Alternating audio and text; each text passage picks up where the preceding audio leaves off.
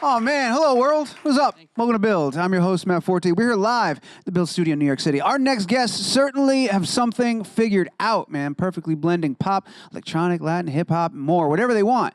The LA-based 4-time platinum 3-piece recently welcomed in the new year with some new music. The LA anthem, No Service in the Hills, featuring Trippie Redd, Blackbear, PRINCE ROSIE. It recently dropped, and the track is yet another entry in the extensive and eclectic list of genre-defying hits. Put your hands together and please welcome the great Cheat Codes. Do it up, everybody. Let's go. Oh, thank you.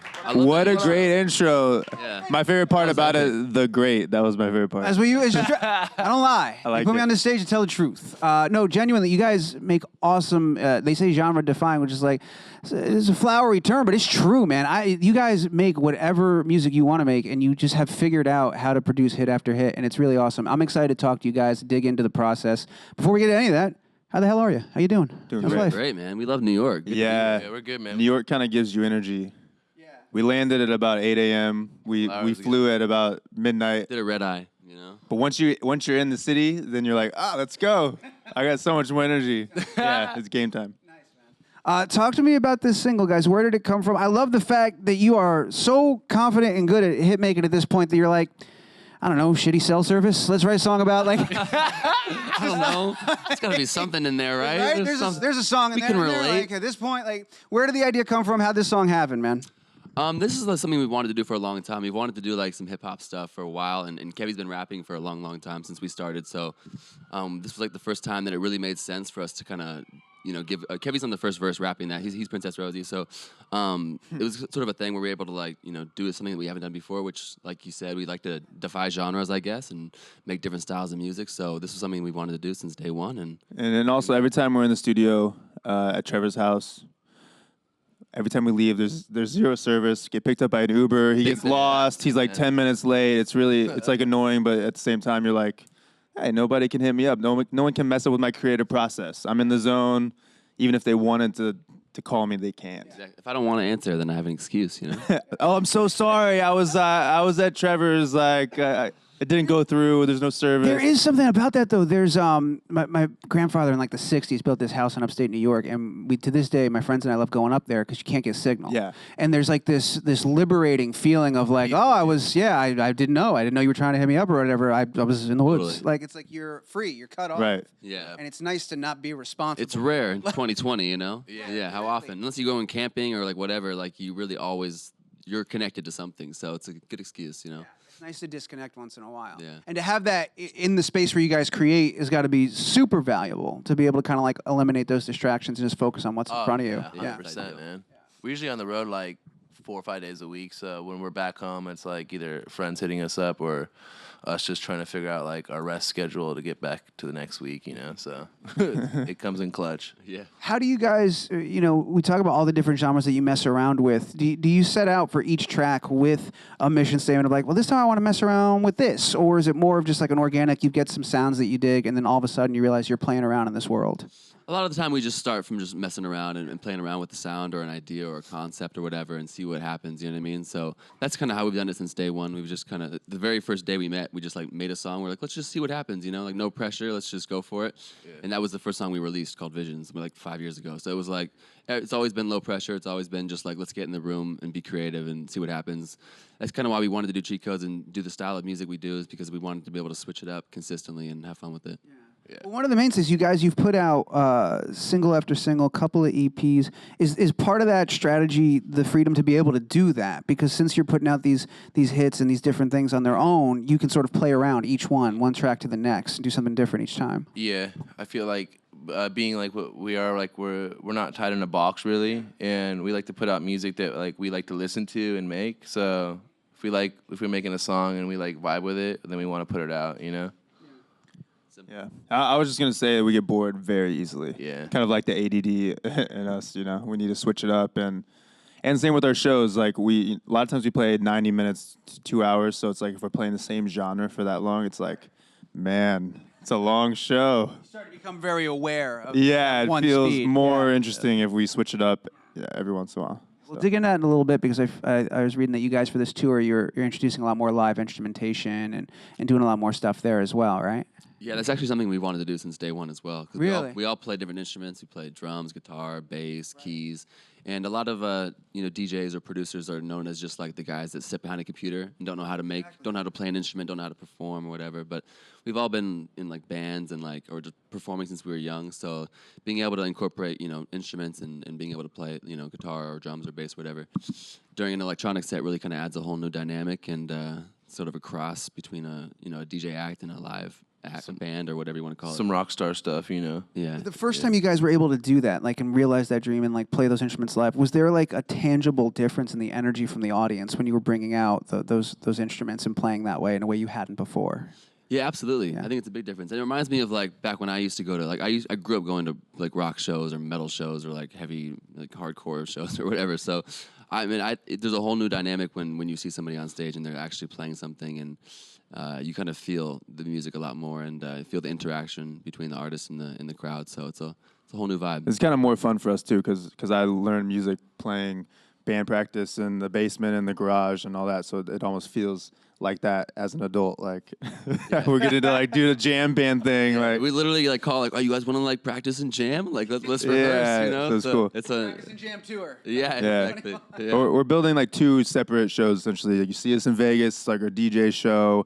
We're playing like top 40 stuff, our music, club music, and then you see us at like a venue. It's our live show, and it's all mainly originals and like our experience. So I live in the dream, man. You guys Yeah. really have you've broken into the industry on your own terms, sort of doing not stuck in one genre, not stuck in one stylish show. It's got to be a crazy feeling and kind of amazing. 100%. Yeah, to be there and be able to do that.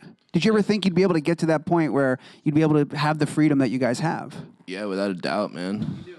It's kind of always Yeah. been the goal. goal. Yeah, since day one, we've always like wanted to put out a song and make it bigger every time, and make our show more intense and more interesting every time, and just kind of keep building it up until the point where like it's undeniable. Over the 5 years that you guys have been, or 5 or 6 years, however long it's been that you guys have been doing this, have you, the three of you, like fallen into sort of specific roles within the group? Like, oh, I know Trevor's going to do this part, or I'm going to do that part. Or is it the same with the music that comes out, where it could be anything? You guys could all fill a different role within the group, given the project at the time. I think we all definitely have our pros and cons. We know where each other are strong, and we trust each other, and we never step on each other's toes. As far as like, if I trust Matt to do the live set all day, like I'm never gonna be like, oh bro, what are you doing? Like, well, so we all have our own things where we know what we're good at, and we kind of shine in those areas, and that's it. What do you guys look for in a collaborator? Because you've worked with some of the best people that are out there and have some of the best names on your side and on the tracks that you've worked on. What is like an ideal collaborator for you? What do you look for in that relationship? Ooh, we just want to create something fresh every time. For us, it's like being able to do something with, Demi and then Fetty Wap and then Blackbear and Trippie Redd. It's definitely eclectic. Yeah. But we just want to create something that feels interesting and fresh. And the song always comes first before we figure out who's going to be on the feature. So it's like making something that we are really passionate about and then being like, all right, who would be perfect for this? Right. Yeah, we usually have like multiple versions of the song too. So like we could be like, all right, what's better, version 6 or version 2? And yeah, maybe 6 is. so good we for have Demi to put out the best yeah. version. So I mean, sometimes we only have a couple versions, but How do you land on? How do you know which version is the best? it's kind of like The if feeling. that feeling. If it's like it doesn't instinct. feel done yet, then we have to just keep making more. It's kind of sometimes it's annoying. I'm not gonna lie. Sometimes you nail it right away, and then you're like, all right, cool, sounds great. Don't touch it. Yeah. Don't touch it. Just put it out. Don't mess it up. That's got to be a great moment to arrive at. Like, oh my God, we did it. This is it. This is the Don't version. Mess it up. Yeah. Leave it. Save it. No Back- no back it service up. we had pretty much done like a year ago. Yeah, literally. We like tweaked a couple different things. We had to get everything cleared up with Blackbear and Trippie Redd. It's a big process with certain songs. So yeah. How'd you get them involved with the track, man? How'd they get on it? There's this guy named Lil Aaron who's a Yeah. writer, and he's a good friend of ours. We've known him for like ever. I've known him for like 10 years. But he's been coming up as a songwriter for a long time, and he sent us this hook idea and was like, We met on MySpace. yeah, exactly. Yeah, like 10 years ago, literally. Yeah, but been homies forever. So it's been one of those things. Like I met him in like Missouri when I was like 16, like crazy. But we've kept in touch or whatever, and he sent me this, the top line I did, the chorus or whatever. He's like, oh, what do you think about this? And we worked on the track, went back and forth, wrote like the verses together, and he's good friends with Blackbear, and he's like, what do you think about Blackbear being on the chorus? And I was like, bro, that'd be awesome. So we sent it over to him. He loved it. Kind of went from there. It's just been it's a slow like building process, but we were stoked with how it turned Yeah, I out. think the original lyric was like, I'm just trying to make a mill. And then Blackbear came on and said, I'm just trying to make another mill. He was like, I already have millions of dollars. Like, He tweaked it a little we're bit. like, thanks, Blackbear. Yeah, Appreciate that. That's amazing. Yeah. How much of your collaborations happen sort of like in that phone tag way of like, oh, I sent this over and I'm waiting for it to come back versus like when you get them like in the room with you? Did you ever get them in the room I with think you? it's like 50-50. Yeah. Like when we worked with Demi, we were in the room with her, and when we did the song with Little Mix, we were with Jade and some other the other girls in the room. So it just depends on like whatever works. Especially with 2020, everyone's so busy and in different countries and states. There's so many like social medias now. You got to do TikTok and Instagram. Shout out TikTok. Yeah, Got to do the TikTok. It's got Yeah, it's part I of haven't it. done it yet, but he's a star, TikTok star. So Yeah, I'm viral. It's good to know where you're at. exactly. So have there been talks or are there plans to do like a full album maybe this year or in the near future? You guys started planning on that, working on that? Yes. Sir, who wants to take it? Yeah, we have about like 20 demos that we really like for an album, and we're just trying to like fill it out. And it's kind of like how I was telling you before with, it's like we might have like 15 songs that are like, these are pretty much done. And then like 5, they were like, they're not done, but if we can push it, maybe they'll beat some of the other songs. Right. So it's like it's a longer process when you're trying to build like a vibe, but like a theme for a whole project. And I wasn't going to ask what the genre was. I was going to ask what the vibe is of the record, because I imagine going from releasing, EPs and remixes and singles to like now you've got to build this cohesive like baby of yours. Like, has it been not a challenge, but has it been different at all? Way Figuring different. that out? Yeah, it's totally different than it is when we do singles. This is like the first time we've done a couple dance EPs where it's all dance songs, and those feel pretty cohesive. But this is the first time we've ever done like a large body of work with like the very cheat code sounding stuff that we want to feel cohesive. So it's definitely a new challenge, but like we're having fun with it, and we've just been locking ourselves in the room in the studio as much as we possibly can. And it definitely has. It definitely sounds like the stuff we put out, but it's going a slightly more like hip hop beats. But I don't know how to explain it. It's definitely no, though. It's No just Service sick. is like a perfect kind of introduction to what the album could sound like, kind of like darker, like edgier, more like lyrical driven versus less drops. Yeah, a lot of our stuff in the past has been more musically driven or just based on like a lead or like a hooky sound that like gets caught in your head. But these will be like telling more of a story. Do you guys think you'll bring on some collabs for the album as well, or are you trying to just sort of do your own thing? Oh, definitely, We're for doing sure. both. We're going to do some songs where it's just us singing, Kevy rapping, me singing, or Kevy singing as well. But also did a lot of collaborations. So got a few in the pipeline we're excited about. I forgot to bring up, speaking of like awesome collabs, there's a video project coming up behind this, and I think I read you had a pretty badass director in mind that was going to work with you on this. Yes. Yeah, who you Bella guys? Thorne. Bella Thorne is What a cool girl, right? Yeah, for sure. How did that come she, together? She was posting on her Instagram being like, "Oh, I love directing. I just directed this video or this movie or this short film thing," and I responded being like, "Yo, you got to direct a video for us," and she was like, "Let's do it." And I was like, "Whoa, really?" Way easier than I That was Yeah. way easier. No, like That's like the convincing perfect you or anything yeah. like that. She's like, "Let's do it. That'd be awesome." Like, what song? And I was like, "Oh, we're about to drop this song called No Service, and so we're gonna make a whole new video for the song." We put out a visualizer when the song came out, but now we're gonna do like a whole new thing. It's gonna be like a horror film sort of thing. It's gonna be like It's gonna be sick. very gory. So when you're working with her like that, do you kind of like give her some of the ideas that you have and then walk away and then like wait to see what she's coming up with? Honestly, she just listened to the song, and like 2 days later, she just pitched us the perfect idea, and we were all like, "This is one of the best ideas we've ever heard." It's So so let's funny do it. because we get treatments all the time from directors, and we were all like, "Well, this is like the best treatment we've seen like ever," and we have like no notes, so like we would love to rock it, keep going forward. So keep an eye out for that. That's in the process right now. Stay tuned. Yeah, for sure. We're going to go over in a little bit. We're going to get some audience questions and stuff like that. But I want to talk a little bit more about the live show and the tour that you guys are on and talking about playing that live instrumentation. Knowing that that's where the goal was, does that change kind of how you guys were writing music a little bit, writing it in mind of like, oh, I can't wait to play this live? Not so much how we write it, but Yeah. slightly how we produce it and how we like add the instrumentation. We were like a lot of the time we were like adding stuff, and Matt was like, "Maybe there should be guitar in here, maybe, you know what I mean? So we can play it live." And I was like, "That makes sense," So just having like a lot of like consistent instrumentation, but like having the vibe. Like don't overthink it as far as like making it like we have to write it like this. We definitely just want to be creative and write good songs, but as far as like producing it and adding things we can do live, we definitely have that in the back of our minds. How much input do you guys throw in when you partner up and have a remix done of one of your tracks? Do you just sort of like send the stems and go, show me what you got? Or do you like pick a certain person with like a vision in mind? What does that process look like? It's definitely a little bit different every time. Sometimes we just send the stems and be like, all right, you 5 DJs, let's see what you guys come up with and send it back, and cool.